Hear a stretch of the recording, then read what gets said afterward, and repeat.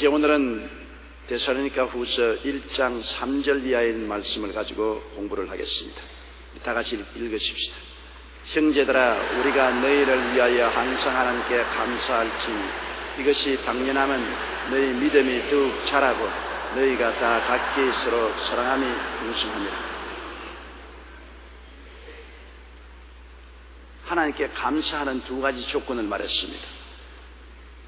바울 선생은 데살로니가 교인들이 믿음이 자라고 사랑이 풍성해졌다.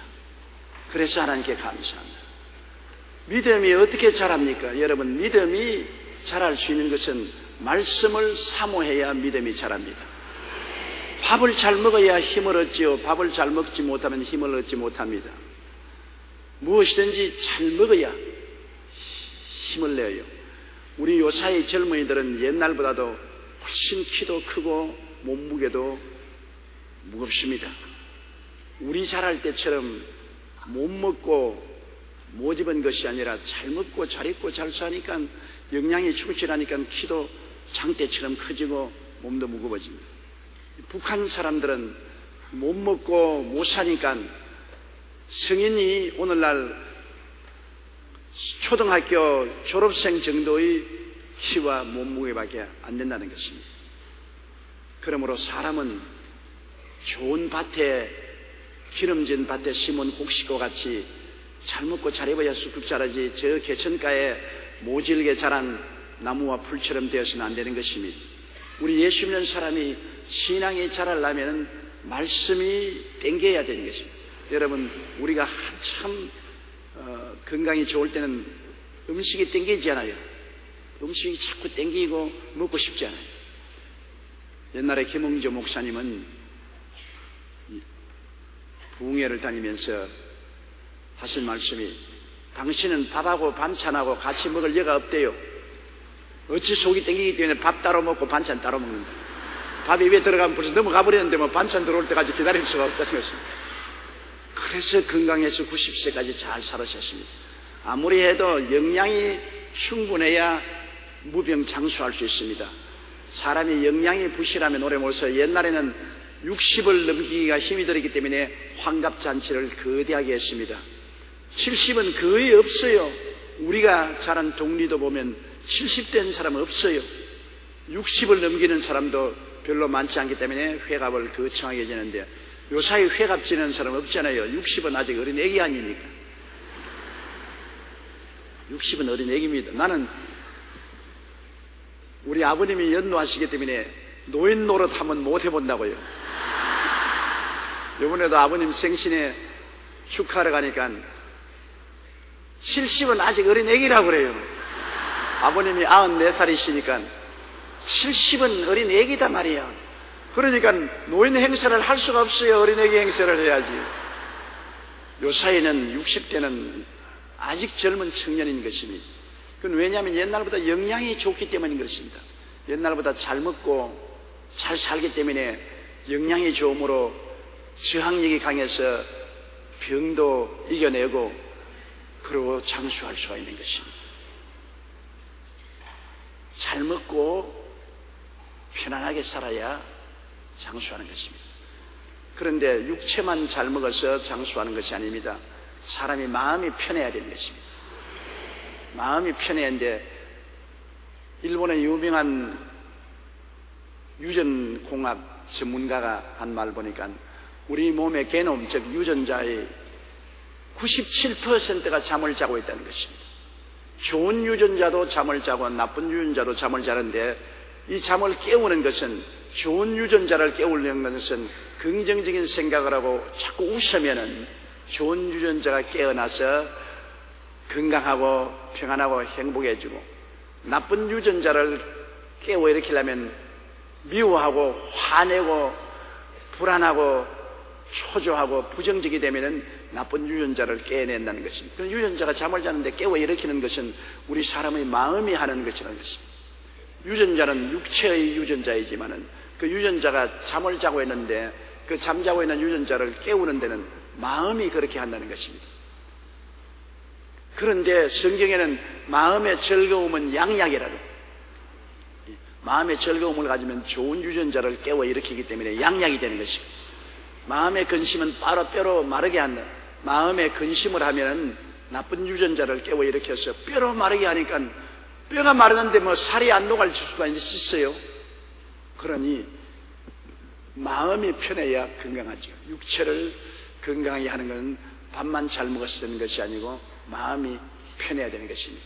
그러므로 예수 믿는 사람들이 건강 무병 장수할 수 있는 것은 교회 와서 하나님 앞에 예배드림으로 마음이 편안하기 때문인 것입니다. 마음의 염려 근심을 주님께 다 내어 맡기고, 여러분, 농구하는 사람들 보십시오. 농구 볼 받아가 혼자 자꾸 쥐고 다니면 안 되잖아요. 빨리 받으면 빨리 던져버려야 되는 것입니다. 여러분에게 염려 근심이란 볼이 다가오거들랑 빨리 던져버려야 돼요. 그 안고 돌아다니면 패배합니다. 염려 근심 불안 초조 절망이 오면 받자말자 하나님께 기도로서 던져버려야 돼요. 그리고 마음의 평안을 가지고 자꾸 웃으세요. 우리의 뇌 신경 중에 웃는 신경이 있는데 진짜로 웃는지 가짜로 웃는지 분별을 못한답니다. 진짜로 웃어도 진짜로 좋았다고 아주 좋은 호르몬이 발생하게 유전자에 자격을 주고, 가짜로 웃어도 그것이 진짜인지 모르기 때문에 또 좋은 호르몬이 나오도록 자극을 해서 건강을 가져온다는 것입니다. 그렇기 때문에 진짜로 웃든지 가짜로 웃든지 자꾸 웃으라고요. 하루에 한 15분씩 웃는다는 것 좋지 않습니까? 별로 돈 들지 않고 건강하고 젊어지는데요, 그 울더라도 좀 웃으라고요. 웃는 클럽이 요사이 세계 여러 곳에 생기라고 그랬습니다. 웃는 클럽이 생겨나서 거기에 아침으로 저녁으로 클럽에 모여가지고 서로 쳐다보고 웃기를 경쟁하는 것입니다. 15분이고 20분이고 그냥 쳐다보고 배를 잡고서 웃는 것입니다. 진짜로 웃는 것이 아니라 가짜로 웃는 것입니다. 가짜로 웃다가 보니까 진짜로도 웃게 되죠. 육체도 영양이 충분하고 마음이 편안하면 장수하는 것처럼 우리 영적으로도 우리가 영양이 풍성하기 위해서는 말씀을 열심히 듣고 말씀을 먹어야 돼요. 여러분이 영적으로 병들었냐 안 들었냐 알아내려면 말씀에 대한 입맛이 떨어지는 것입니다. 성경이 읽기 싫어요. 그리고 설교가 듣기 싫어요. 성경 공부하기가 싫어요. 그럼 영적으로 밥 먹기 싫어합니다. 그러면 영적으로 영양 실조가 되고 영적으로 약해지는 것입니다. 한참 은혜 받을 때는 말씀이 그렇게 좋을 수가 없습니다. 말씀을 자꾸 듣고 읽고 묵상하는 것이 그렇게 즐거울 수가 없는 것입니다. 그러므로 우리가 말씀이 먹기 싫으면 어떻게 합니까? 병들었다고 먹기 싫으면 안 먹으면 되나요? 억지로라도 먹여야죠. 나는 지금도 늘 밥 먹기 싫으면 옛날에 생각이 납니다. 우리 밑에 있는 여동생이 조현숙 본사가 병이 들었을 때 그때는 쌀밥 구경이 하늘에 별따기만큼 힘들 때입니다. 그리고 반찬 중에 그때는 좋은 것이 징어리였습니다. 그때는 징어리가 굉장히 많았는데 요사이는 징어리가 없어요. 왜 그런지 모르겠어요. 꽁치는 많은데 징어리가 없어요. 그런데 징어리는 굉장히 맛있다고요.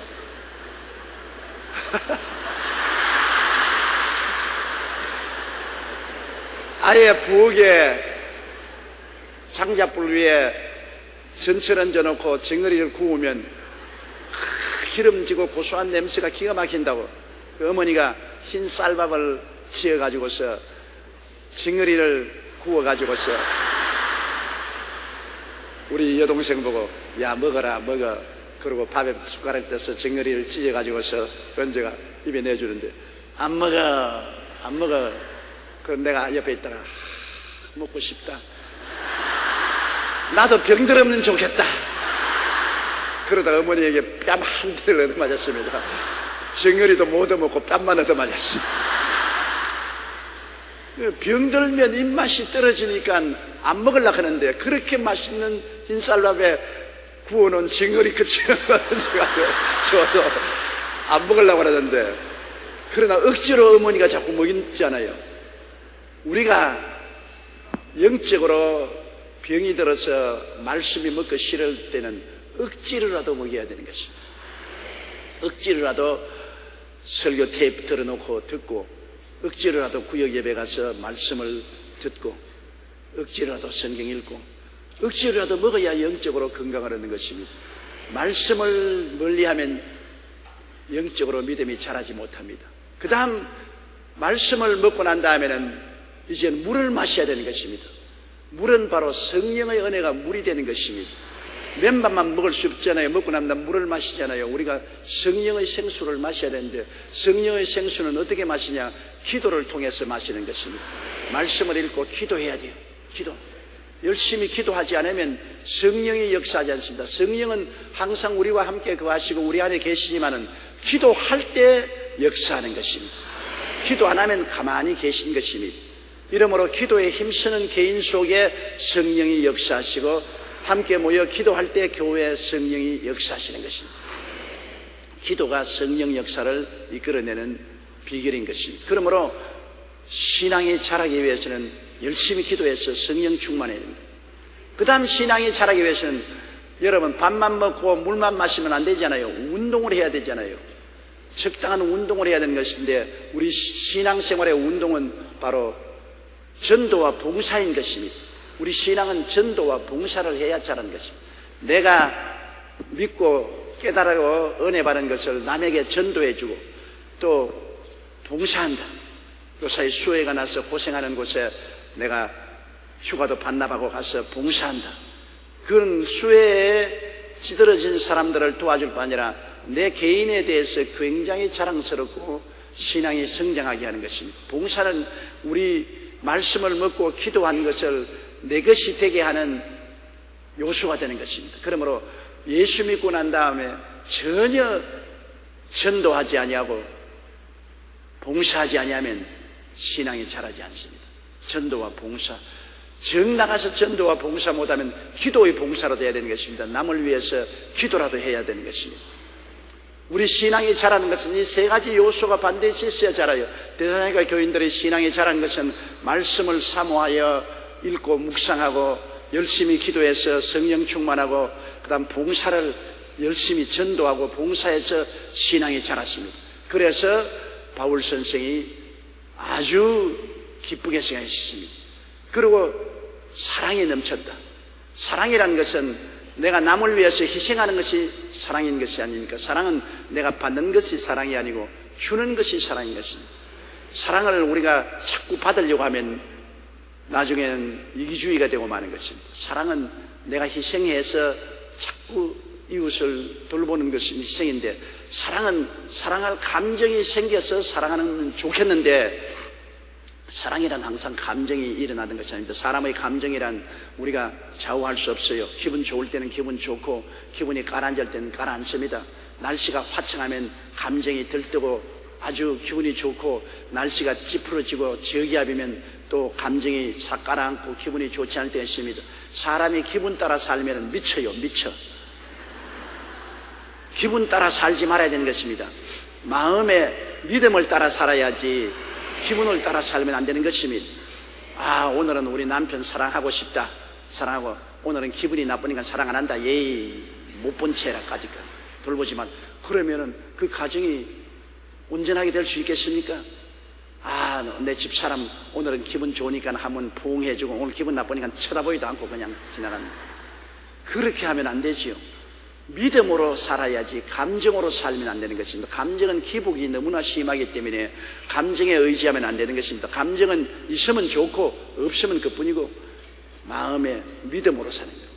내가 신념을 가지고 사는 것입니다. 그 사랑도 내가 사랑하기로 결심해서 사랑하는 것이지, 사랑하고 싶은 마음이 생기기 때문에 사랑하고 싶은 마음이 안 생기기 때문에 사랑 안 하는 것은 아닙니다. 사랑은 내 마음의 결심인 것입니다. 내가 이제 성장하면, 장성하면 사랑하려고 결심을 해요. 어린아이 때는 기분 따라서 사랑하지만은 장성한 사람이 기분 따라 사랑하면 어떻게 했습니까? 기분이 안 나게도 사랑하는 것입니다. 봉사, 사랑은 나를 희생하고 이웃을 돌보는 것입니다. 예수님이 우리를 사랑하셔서 십자가에 몸짓고 피 흘렸는데 그게 감정이 생기겠습니까? 십자가에 올라가서 방금 못이 손이 찔리고 발이 찔리고 매달려 고통을 당하는데 그것이 감정적으로 로맨틱하게 내가 널 사랑한다 그런 감정이 어디에 생기겠습니까? 엄청나게 고통스러운데요. 인간이 당할 수 있는 극악의 상황에서 주님이 고통을 당하는데 그러면서 십자가에서 주님 우리를 사랑했습니다. 그것은 의지적인 사랑이지 감정적인 사랑이 아닌 것입니다. 위대한 사랑은 의지적 사랑이지 감정적 사랑이 아니에요. 감정으로는 사랑하기 싫어도 내가 사랑하기로 결심하는 것입니다. 사랑의 감정이 안 생겨도 사랑하기로 결심하는 것입니다. 그래서 성경에 내 마음을 다하고 뜻을 다하고 정성을 다하고 목숨을 다하여 주 너의 하나님을 사랑하라. 이것은 의지적 사랑을 말하고 내 이웃을 내 몸같이 사랑하라. 이것도 의지적인 사랑을 말하는 것입니다. 어린아이 때는 그렇게 안 해요. 어린아이 때는 감정에 좌우되지만은 장성하면 이제는 내가 마음에 결단을 하고 사랑하지 않아도 사랑하려고 애를 쓰고 노력하는 것입니다. 이 데살로니가 교인들이 옛날에는 잘하지 못하기 때문에 감정적 사랑을 했으나 이제는 상당히 말씀을 읽고 기도하고 봉사함으로 믿음이 자라자 사랑이 함께 자라기 시작하는 것입니다. 믿음이 자라자 사랑이 자라서 이제는 결심하고 사랑할 수 없는 사람을 사랑한다. 핍박하는 사람을 위해서 기도하고 나에게 고통을 가해 주는 사람을 위해서도 선을 베푸는 이지적인 사랑. 이것이 장성한 사람의 사랑인 것입니다. 장성한 사람은 감정에 좌우하지 않습니다. 믿음이라는 감정이 아닙니다. 눈에는 아무 증거 안 보이고 귀에는 아무 소리 안 들리고 손에는 잡히는 것 없고 마음에 느낌이 없어도 믿음은 말씀에 서서 믿는 것입니다. 아예 말씀에 서서 믿음으로 나가는 것입니다. 감정에 서면 믿음이 안 되는 것입니다. 이처럼 사랑도 믿음에 입각해서 결단을 하고 사랑하도록 우리가 해야 되는 것입니다. 오늘같이 비가 오는 날 기압이 낮고 우울한 날은 별로 감정이 생기지 않습니다. 웃고 싶은 생각도 별로 없고 남에게 친절을 베풀고 싶은 생각도 별로 없습니다. 그런 때에 내가 억지로라도 웃고 사람들에게 친절한 얼굴을 보이고 또 친절을 베풀고 사랑을 베푸는 이런 것이 진짜 사랑인 것입니다. 사랑할 수 없는 사람을 사랑하는 것입니다. 성경에는 내 원수가 줄이거든 먹이고 목마르거든 마시오라. 정말로 힘든 것입니다. 원수인데요, 나를 죽이려고 하는 원수가 줄일 때 먹여주고 목마를 때 물을 주어서 마시게 해주라. 내 오른편 뺨을 치거든 왼뺨도 돌아대며 억지로 오리를 가게 하거든 십리를 가고 겉옷을 달라면 속옷도 주라. 굉장히 힘이 드는 것입니다. 이것은 감정적으로 용납할 수 없습니다. 수용이 안 됩니다. 이것은 하나님이 말씀하시기 때문에 말씀이 거기에서 의지로 결단을 내려야 할 수 있는 것이지 감정적으로 어떻게 수용합니까? 내 오른뺨 뺨을 후려 때린 사람 보고 내가 무슨 감정이 생겨서 왼뺨을 돌려야 되겠습니까? 그러나 의지로 왼뺨을 돌려야 되는 것입니다. 속옷을 빼앗아가는 사람에게 겉옷까지 벗어줄 감정이 생깁니까? 의지로 그래야 합니다. 억지로 오리 가자고 하는데 내가 심리까지 따라가는 건 의지인 것입니다. 이러므로 우리가 인생을 살아가는데 감정을 따라 살아서는 어린아이가 되고 마는 것입니다. 어린아이는 감정을 따라 살지만 장성한 사람은 자기의 믿음과 의지를 통해서 사는 것입니다. 여러분, 내가 신앙이 성장했냐를 느껴보면 얼마나 내가 감정을 따라 사는가, 내가 얼마나 믿음과 의지를 따라 사는가, 그것을 생각해보면 알 수 있는 것입니다. 아직도 내가 감정적으로 폭발이 생기고 감정을 따라 많이 행동한다면 어린아이입니다. 그러나 감정을 죽이고 내가 믿음으로 살고 의지의 결단으로 산다면 장성한 사람인 것입니다. 그러므로 형제들아, 우리가 너희를 위하여 항상 하나님께 감사하미니 이것이 당연함은 너희 믿음이 더욱 자라고 너희가 다 각기 서로 사랑함이 풍성함이라. 4절요. 그러므로 너희가 견디고 있는 모든 박해와 환난 중에서 너희 인내와 믿음으로 말미암아 하나님 여러 교회에 우리가 친히 자랑하더라. 바울 선생이 자랑한다는 것은 하나님이 자랑한다는 것입니다. 하나님도 자랑해요. 하나님이 마귀들 앞에서 욥을 자랑한가 보면 그렇게 순전하고 진실하여 정직한 자가 이 땅에 없다고 욥을 마귀 앞에서 하나님 자랑했습니다. 하나님도 여러분 우리를 자랑합니다. 천사들 앞에서 자랑하고 마귀 앞에서 자랑하는 것입니다. 여기에 데살로니가 교인들을 하나님이 자랑했습니다. 바울 선생은 하나님의 사도로서 바울 선생이 자랑하는 것은 하나님이 자랑하는 것입니다. 하나님이 왜 자랑을 했냐면 데살로니가 교인들이 예수 믿고 난 다음 그 당시에 정부와 사회 핍박이 굉장히 많았습니다. 기독교가 그때는 막 전파되는 곳이라 우상숭배가 세상을 꽉 들어차고 있는 그런 데살로니가 같은데 그리스도의 복음을 받아들이니까 박해가 심하지 않습니까? 박해가 심하여서 그들이 사람들과 상종도 안 해주고 직장도 얻을 수가 없고 상거래도 안 해주고 그러고 쫓겨나오고 얻어맞고 여러 가지 손해가 많았습니다. 예수를 믿는다고 해서 박해를 당하고 개인적으로 가정적으로 사회적으로 굉장한 손실을 당할 때 그때 믿음을 견지한다는 것은 굉장히 힘이 들지 않아요.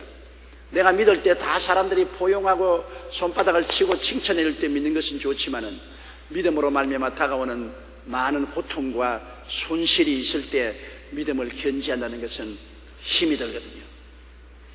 그러므로 예수님이 씨 뿌리는 비유에 보면 믿음의 씨를 뿌릴 때 길거리에 뿌려진 것은 곧장 새들이 와서 집어먹어버린다. 마귀가 그 믿음의 말씀을 빼앗습니다. 무관심, 말씀을 아무리 증거해도 무관심하면 증거된 그 말씀을 곧장 마귀가 빼앗아가는 것입니다. 또 믿음이 약한 돌짝박에 떨어진 것은 흙이 없기 때문에 자라나나 해가 비치면 말라버립니다.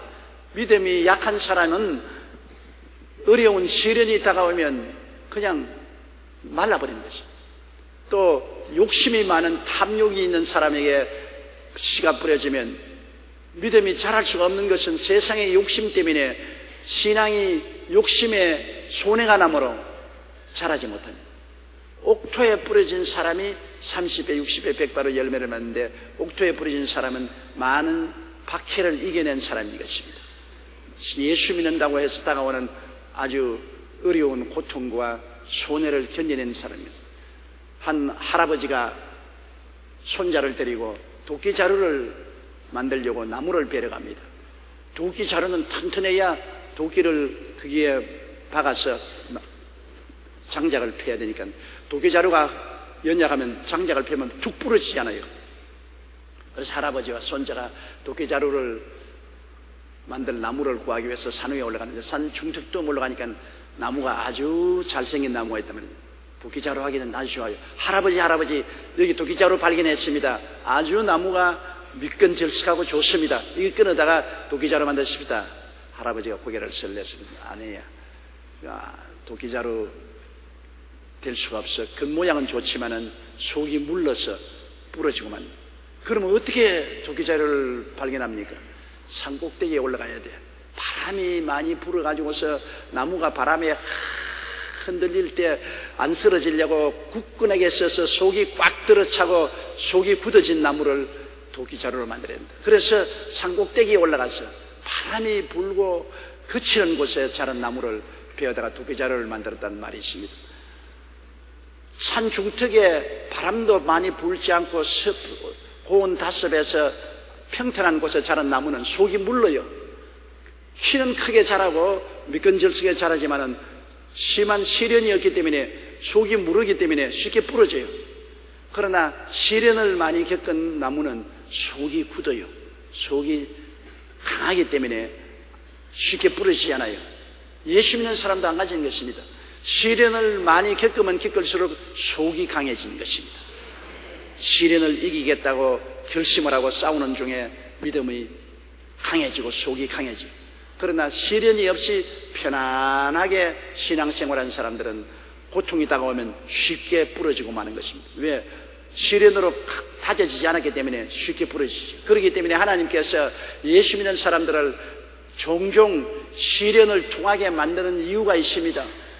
신앙이 강해지기 위해서는 시련으로서 흔들어 주어야 속이 강해진단 말입니다. 사람도 운동을 하면 근육이 강해져요. 나이가 많아지면 가장 큰 문제가 근육이 사라지는 것입니다. 근육이 몸에 있어야 지방을 태웁니다. 당도 태웁니다. 건강하기 위해서는 어느 정도의 근육이 살아있어야 돼요. 그래서 몸에 있는 근육이 뭐 보기 좋으라고 이렇게 하는 것이 아니라 근육이 있으면 그게 공장입니다. 기름을 태우는 공장이요, 당을 태우는 공장으로서 근육이 있으면 나이 늙어도 여러 가지 심혈관 병이 안 걸립니다. 뇌졸중이라든지 중풍이라든지 심장마비라든지 이런 데 안 걸립니다. 그렇기 때문에 적당한 운동을 해서 근육을 살려놓아야 돼요. 젊을 때는 근육이 다 붙어있으나 늙으면 근육이 자꾸 사라지거든요. 그래서 저도 근육을 살리려고 하루에 엿기를 30분씩 듣는 것입니다. 들기 싫어요. 굉장히 들기 싫어도 이것이 너희 근육 공장을 살려놓는 것이라고 결심을 하고 근육을 살려놓으려고 애를 써요. 근육이 죽으면 안 되기 때문에 여러분들도 운동을 꼭 하세요. 하루에 30분 내지 40분을 다른 운동을 못하면 걷는 운동이 최고로 좋으니까 걷는 운동을 꼭 해야 되는 것입니다. 그러면 여러분 몸이 튼튼해지지요. 몸도 그렇게 시련을 가해야 근육이 굳어지고 강해지는 것입니다. 그냥 가만히 내버려 두면 근육이 다 사라지고 몸은 아주 허약하게 되고 마는 것입니다. 그와 같이 신앙도 자꾸 시련을 겪어야 신앙의 근육이 강해지는 것입니다. 신앙의 힘이 강해져서 어떠한 어려움이 다가와도 견딜 수 있는 신앙이 되어요. 몸에 근육이 붙은 사람은 팔씨름해서 이기지 않아요. 몸에 근육이 없는 사람은 팔씨름을 해서 지지 않아요.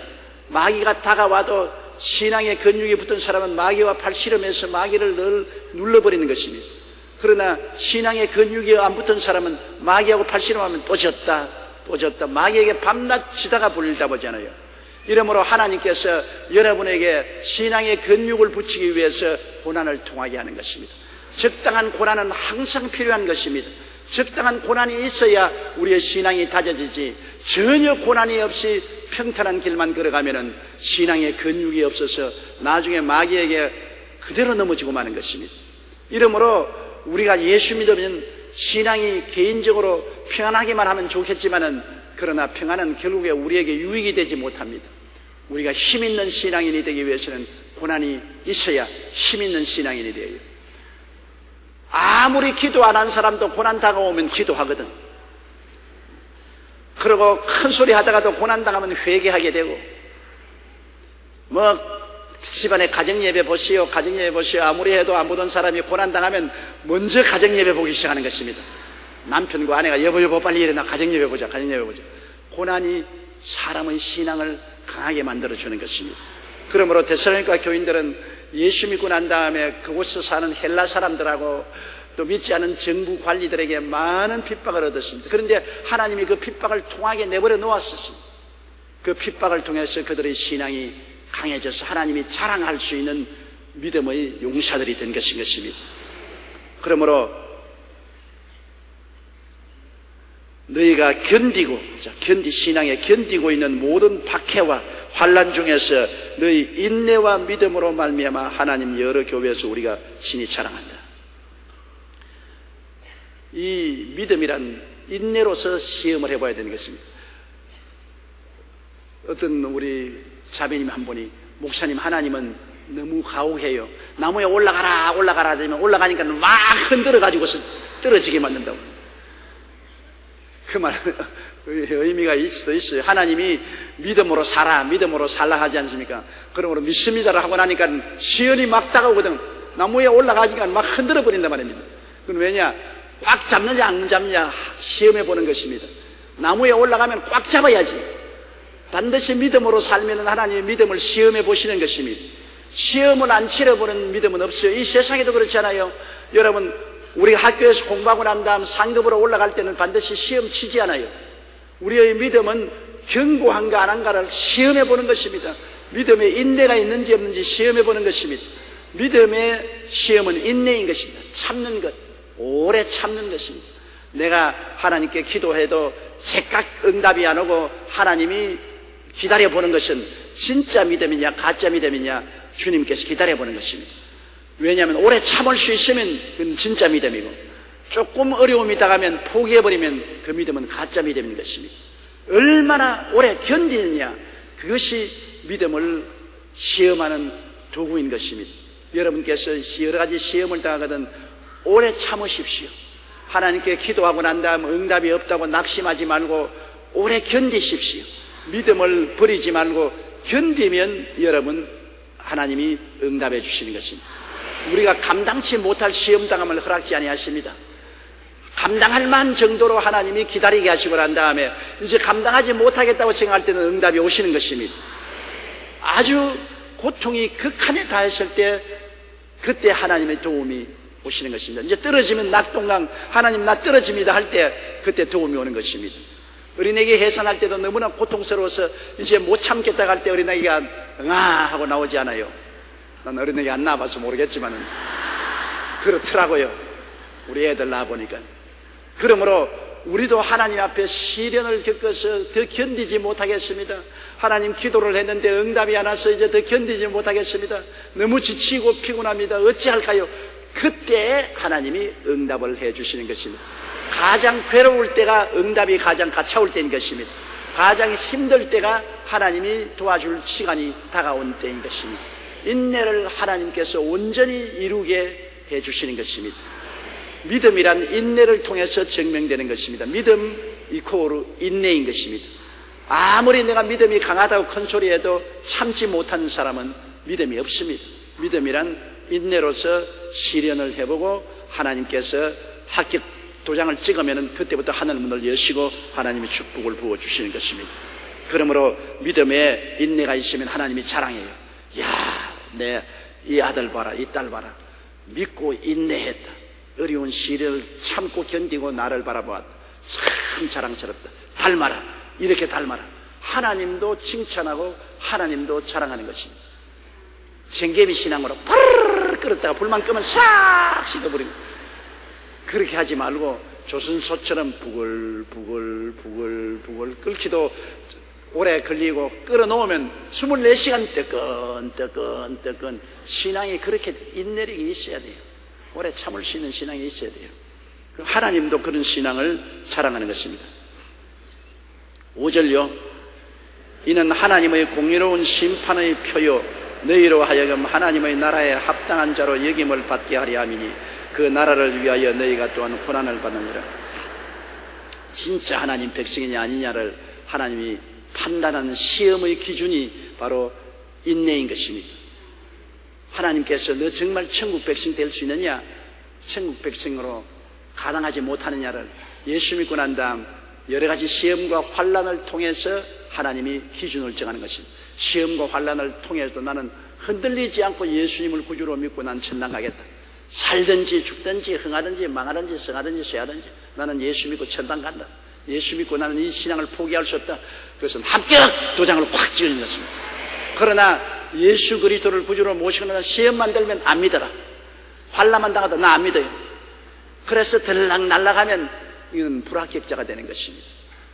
하늘나라 갈 수 있는 합격자는 믿음의 인내로서 증명하는 것입니다. 그런데 또한 하나님은 예수 믿는 사람을 시험과 환난으로 합격을 해주는 것 아니라 또 예수 믿는 사람을 괴롭히고 시험과 환난을 갖다 주는 사람을 하나님이 정죄해서 심판할 수 있는 판정도 바로 그것이 되는 것입니다.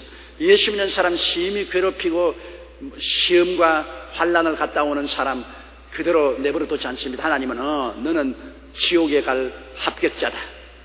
예수 믿는 사람을 시험하고 환난과 고통을 갖다 주니 그것이 증거가 되는 것입니다. 나중에 하나님께서 너 어떻게 했니? 너 예수 믿는 사람과 교회를 시험하고 핍박하고 환난을 줬지 않느냐? 이것이 너가 오늘날 심판을 받아야 될 증거가 되지 않느냐?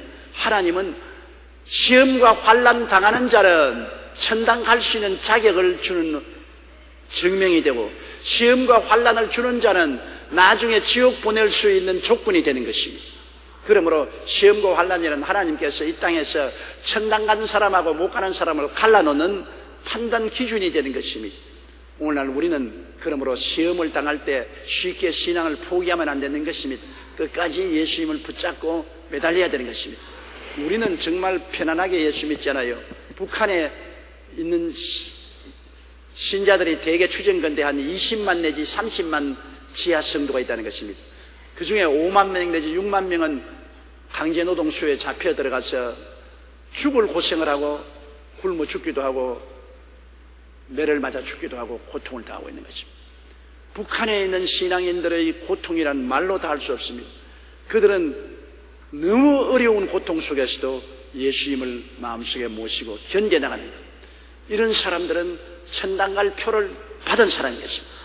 너희들은 확실히 천당의 소망을 가지고 있으니 천당 표를 찍어주는 것입니다. 그러나 그들을 그렇게 괴롭히는 북한 정권, 공산주의자들, 그들은 낭차 하나님 앞에 심판받을 증명이 되는 것입니다. 너가 얼마나 내 백성들을 괴롭히고 고통을 주느냐, 이것으로 말미암아 너는 나중에 심판을 받고 버림을 받을 충분한 증거가 된다고 하나님이 판정 내리시는 것입니다. 그러므로 5절에 이는 하나님의 공의로운 심판의 표현, 하나님의 공의로운 심판의 표현인데, 너로 하여금 하나님의 나라에 합당한 자로 여김을 받게 하고, 하늘나라 위에서 고난받는 자는 하나님께서 그로 말미암아 영광을 받으시고 상급을 주게 되는 것입니다. 6절요, 너희로 환난을 받게 하는 자들에게는 환난으로 갚으시고. 보세요, 예수 믿는 사람에게 환난을 가져오는 사람 하나님이 환난으로 갚겠다. 그러므로 예수 믿는 사람하고 교회를 핍박 환난하지 말아야 되는 것입니다. 그 하나님께 환난으로 갚을 수 있는 조건을 내주는 것입니다.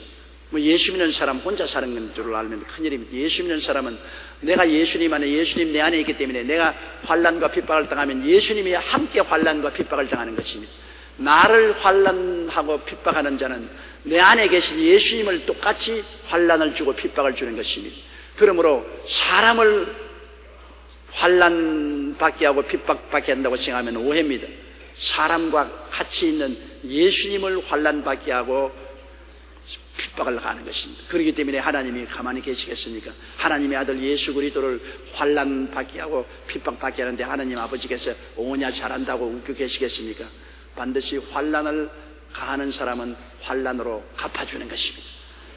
오늘날 역사를 통해서 볼 때 기독교회나 기독교인들을 환난 베푼 나라와 개인적으로 안 망한 나라가 어디 있습니까?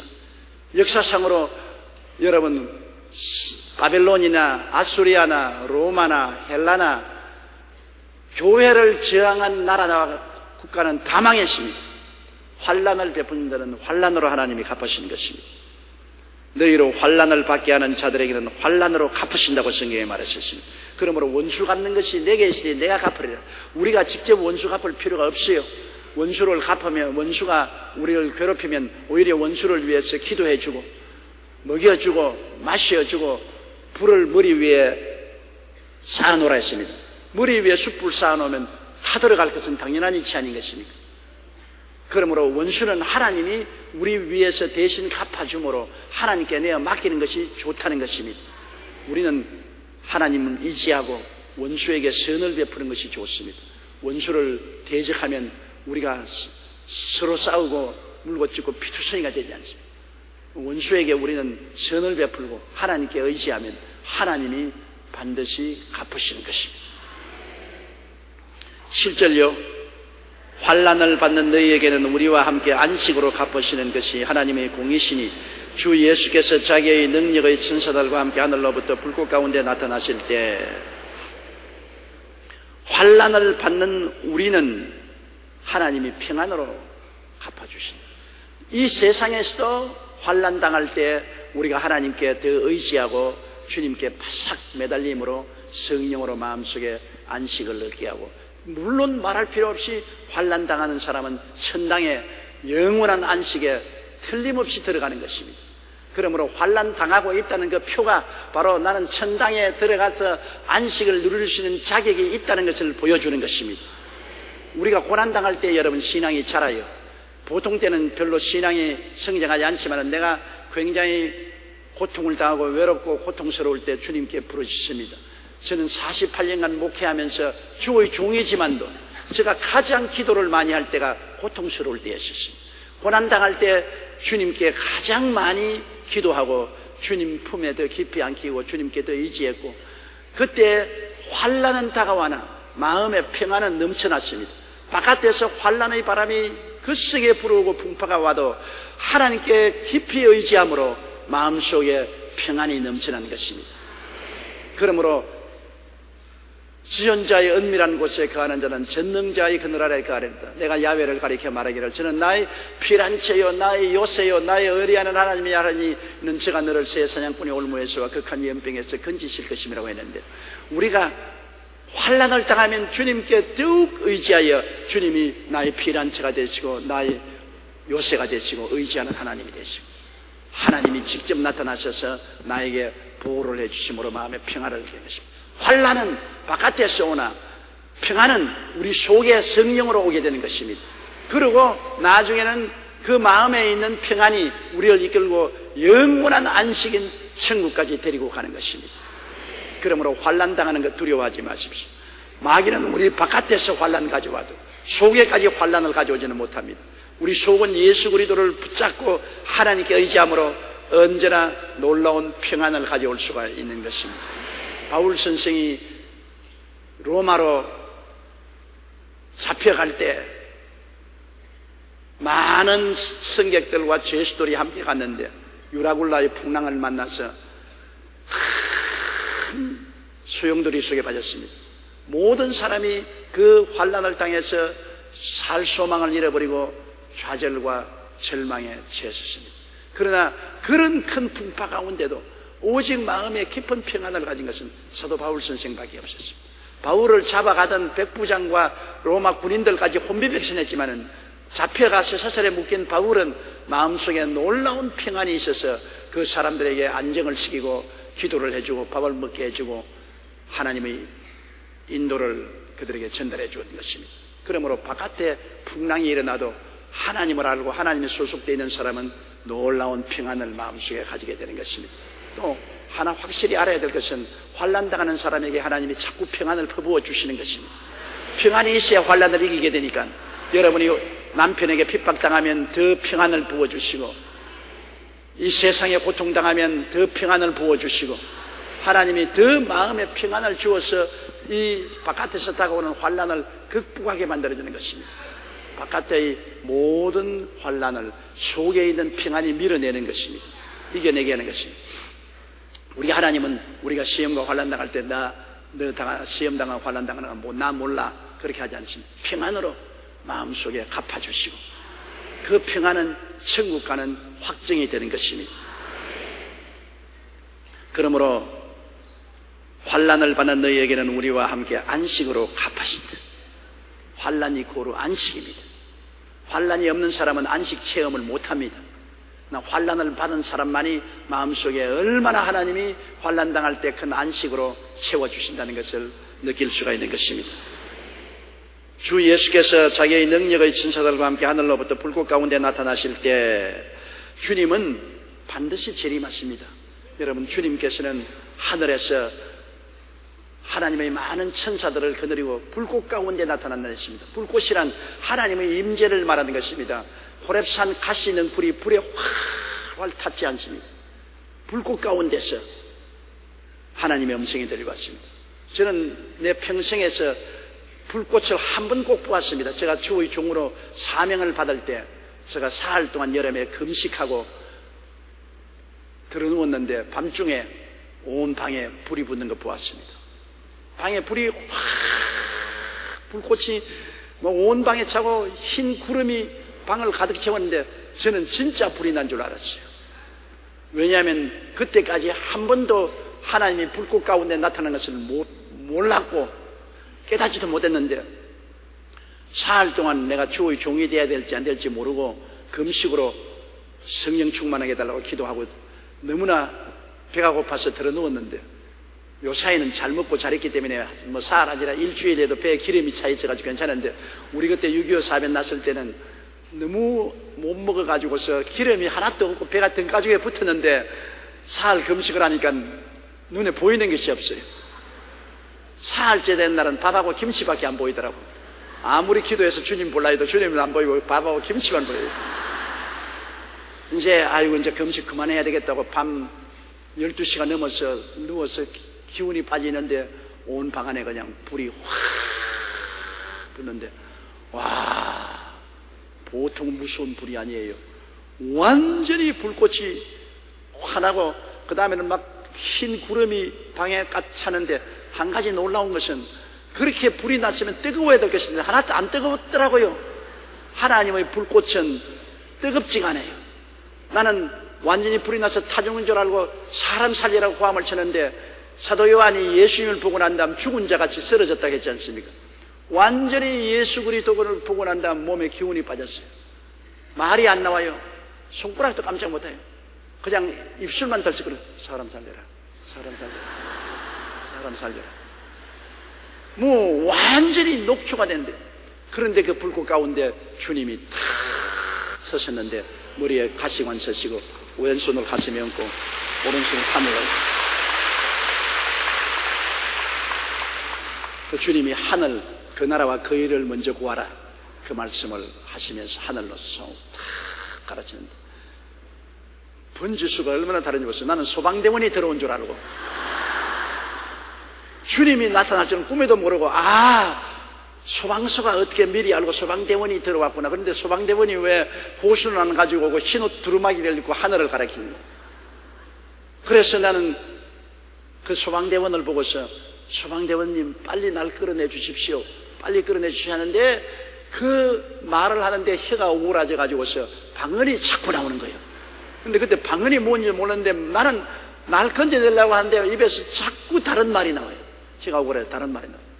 그래서 나중에 보니까, 소방대원이 아니고 예수님인가 보다. 주님이세요, 주님이세요. 그러니까 내 눈이 뜨여가지고서 주님인 것을 알게 되었었습니다. 주님께서 그때 제게 하신 말씀이, 청년아, 네가 세상 부귀의 영화 공명을 쫓는구나. 세상 부귀의 영화 공명은 다 흩어난 것이고 다 사라질 것밖에 없다. 그러나 그 나라와 그 일을 구하는 사람은 영원히 산다. 영원히 있을 양식을 위해서 일하라. 나는 그때 불꽃을 봤어요. 주님이 불꽃 가운데 나타난 거죠. 그래서 이 성경 말씀에도 보니까 자기의 능력의 천사들과 함께 하늘로부터 불꽃 가운데 나타나죠. 그 형력한 불꽃, 영광스러운 불꽃 가운데 주님이 나타나시는 것입니다. 이제 주님이 우리에게 오실 날이 마지막 말세가 되어서 가까워 왔다고 저는 믿고 있습니다. 왜냐하면 2000년 전 예수님이 십자가에 못 박혀 죽었다가 부활하신 이후로부터 사도들은 말세라고 했는데, 2000년 세월을 지났으니까 지금은 말세지 말인 것입니다. 말세의 마지막인데, 주님께서 빨리 안 오신 것 참 감사해요. 우리 태어나기 전에 왔으면 우리가 무슨 꼬락서니가 되었겠습니까? 우리는 천국도 못 가고 말이 아니었죠. 그러나 주님이 오래 기다리심으로 우리가 태어나서 예수 믿고 우리가 천국의 영원한 영광을 누리는 자격을 얻게 된 것을 생각할 때 얼마나 감사한지. 이제 우리가 이마치 구원받았으니 이제는 주님 오시면 좋겠어요.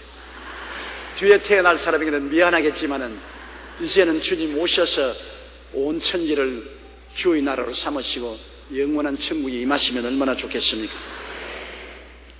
8절요. 하나님을 모르는 자들과 우리 주 예수 그리스도의 복음에 복종치 않은 자들에게 형벌을 내리시리니,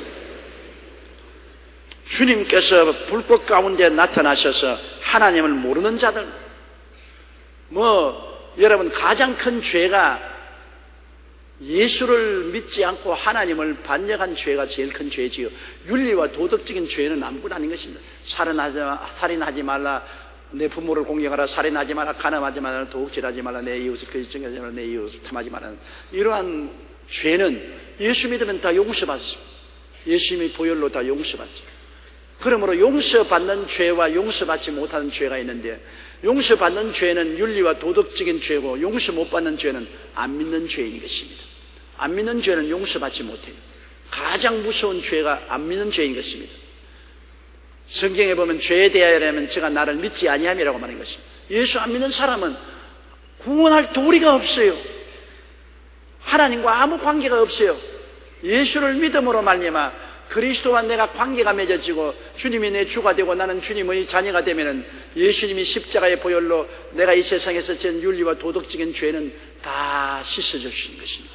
다 용서되는 것입니다. 그리고 믿기만 하면 죄 사함을 받고 성령을 받고 구원을 받는데, 안 믿는 사람은 구원을 할 도리가 없는 것입니다. 그렇기 때문에 주님 강림하실 때 하나님을 모르는 자들과 우리 주 예수의 복음에 복종치 않은 자들에게 형벌을 내리는 것입니다.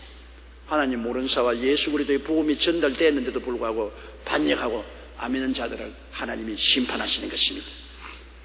9절요. 이런 자들은 주의 얼굴과 그의 힘의 영광을 떠나 영원한 멸망의 형벌을 받으리로다. 하나님의 얼굴을 보는 것이 얼마나 즐겁습니까? 하나님의 얼굴을 떠난다는 것은 절망 아닙니까? 우리가 오랫동안 부모 자식이 헤어져 있으면 얼굴 보기를 원하지 않습니까? 얼굴을 보면 얼마나 좋습니까?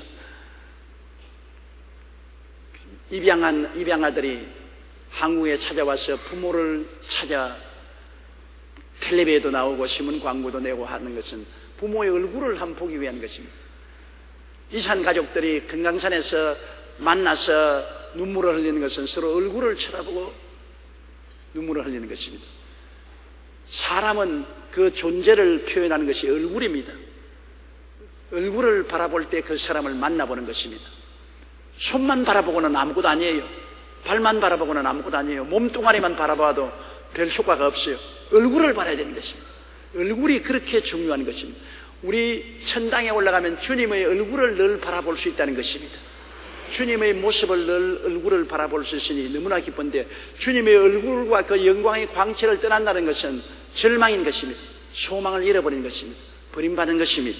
그러므로 주의 얼굴과 그의 힘의 영광을 떠나 영원한 멸망의 형벌을 받으려. 영원한 멸망입니다. 끝이 없는 것입니다. 불과 영으로 타는 못에 떨어져서 연년세세 영원히 고통을 당하는 것입니다. 불도 꺼지지 아니하고 구더기도 죽지 않습니다. 양심의 가책과 죄책도 죽지 않습니다. 그 고통 속에 영원히 지난다는 것은 정말 안 태어나는 것이 훨씬 낫습니다. 그러므로 우리가 이 땅에서 예수 믿고 구원받는 사람은 주의 얼굴을 영원히 바라보고 그 영광의 능력 가운데 영원히 같이 살겠거니와 주를 거역하고 복음을 반대한 사람들은 주님의 얼굴을 보지 못하고 영광의 광채를 떠나서 영원히 지옥에 떨어지는 것입니다. 사람은 하나님의 형상과 모양대로 지었기 때문에 영적 존재인 것입니다. 영이 육체를 입고 살기 때문에 육체라는 것은 언제나 벗어버릴 수 있는 것입니다. 영은 옷과 같기 때문에 옷은 언제나 벗을 수 있는 것입니다. 저는 오늘 가운을 입고 여기 있었지만 저희 사무실에 내려가면 가운을 벗어버리는 것입니다. 그와 같이 육체는 언제나 벗어버릴 수가 있는 것입니다. 그러나 없어지지 않은 것은 몸인 것과 같이 우리 영혼은 영원히 사라지지 않습니다. 우리 영혼이 주님과 함께 천당에 올라가서 매일같이 주님의 얼굴을 바라뵙고 그 영광의 광채 속에 살든지 그렇지 않으면 주님의 얼굴을 떠나 영원한 멸망 속에 들어가서 고통 속에 있든지 둘 중에 하나인 것입니다. 여러분은 정말 다행입니다. 예수님을 믿게 된 건 너무나 다행인 것입니다. 지금은 심상하게 생각되지만은 그날이 오면은 여러분이 아예 그냥 몸서리 칠 것입니다. 어쩌다가 내가 예수를 믿게 되어서 이런 복을 누리게 되고 저 무시무시한 형벌을 피하게 됐는가. 정말로 너무나 놀라운 일이다. 여러분 감탄하게 되실 것입니다. 10절요. 그날에 그가 강림하사 그의 성도들에게서 영광을 받으시고 모든 믿는 자들에게 놀랍게 여기심을 얻으리니 이는 너희가 믿었음이니라. 그날에 그가 강림해서 성도들에게 영광을 받으십니다. 주님이 강림하시면 죽은 자들이 먼저 살아 일어나고 살아남은 우리들이 다 변화되어 공중으로 올라가서 주님을 바라보고 얼마나 신기하게 하는지. 여기 보니까 주를 믿는 자들에게 놀랍게 여기심을 얻으리라. 이것은 신기하게 이야 진짜구나. 진짜 주님이 우리 구주시구나. 진짜로 천당에 있구나. 하나님 앞에 나가서 영광을 받으실 뿐 아니라 우리가 전부 다 손을 합장하라고. 이야 진짜구나. 너무너무 좋다. 너무너무 할렐루야다. 이렇게 큰 감격의 만나는 날이 다가올 것이라는 것입니다. 어떻게 복음을 믿고 내가 구원을 받아서 이런 훌륭한 은혜를 입게 되는가. 이것이 꿈이 아니고 생시구나. 이게 진짜구나.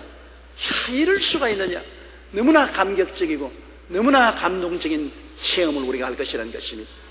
그날이 오면은 우리는 모두 다 주님의 영광을 바라보고 주님께 감사와 찬양을 드리고 그 앞에 엎드려 경배하게 될 것이고, 우리가 그리스도를 믿게 된 그것이 너무나 신기하고 주님 은총이 너무나 기가 막히게 좋아서 우리가 기뻐 뛰며 춤추게 될 것입니다.